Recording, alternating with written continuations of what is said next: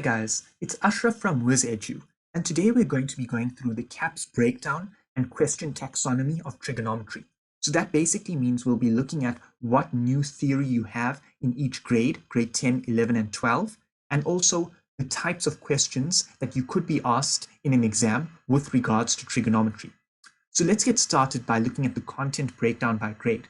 So in grade 10, all you're going to be doing is the basic theory of trigonometry as well as the foundations of trigonometry. So you'll learn about the basic ratios, sine, cos, and tan, as well as their reciprocals and their definitions, y over r, x over r, and y over x. You'll also learn about the cast rule, and as well as the Pythagorean identity, and basically all these fundamentals that you need to know for trigonometry. And then when you get to grade 11, we build on this knowledge. We start learning about reduction formula, which is all about reducing any angles greater than 90 degrees. We also learn about general solutions. So if you had an equation such as sine theta equals half, your grade 10 answer would be, well, theta is equal to 30 degrees. But your grade 11 answer would be, yes, it's equal to 30, but I'm also going to add this bit here, plus k3 60 degrees, where k is an element of z.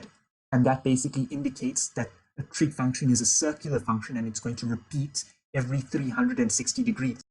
And then also what you learn with regards to 2D and 3D problems is the area rule, the sine rule, and the cos rule, which allows you to work and play with triangles.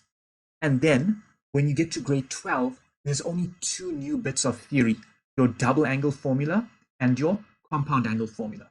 Now, all these new bits of theory, they don't change the types of questions you can be asked in an exam. What they just do is make them a bit more difficult and a bit more interesting. So in each grade, you're going to have the same types of questions. It's just how they're asked and how you're going to answer them is going to be slightly different. So the first type of question you can get in exam is a coordinate question, where you're given a coordinate x, y, and you asked to find the value of a trig function, such as sine theta, from that coordinate. The second type of question you can get is an equation with a restriction. So that could look something like this: sine theta equals 13 over 15, where beta is less than 90 degrees, and you have to solve for cos beta. So that's the second type of question you can get. The third type of question you can get is an equation in terms of a constant. So for example, you could be given sine 30 degrees equals p, find cos 30 degrees in terms of p, okay? And then the fourth type of question you could get is a simplification of a trig expression. So you could be given something like this: sine 210 times cos 330 all over, let's say, tan 150, and you could be asked to solve that without using a calculator. And this is primarily a grade 11 and 12 question. You won't really get this in grade 10. And the same goes with type 5, which is proving identities, in which you are asked to prove that some left-hand side of an equation equals a right-hand side, and you have to prove that. The sixth type of question you could get is solving a trig equation.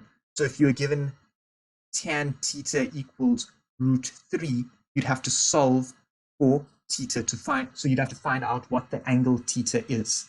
The seventh type of question you could get in an exam is a 2D or 3D problem, in which you are given a triangle or scenario, and you're given some information such as an angle, the value of a side, and you're told to find the value of another side. And the last type of question you could get is trig graphs. So you have your sine graph, cos graph, and tan graph, and you could be asked to interpret these graphs or to draw them.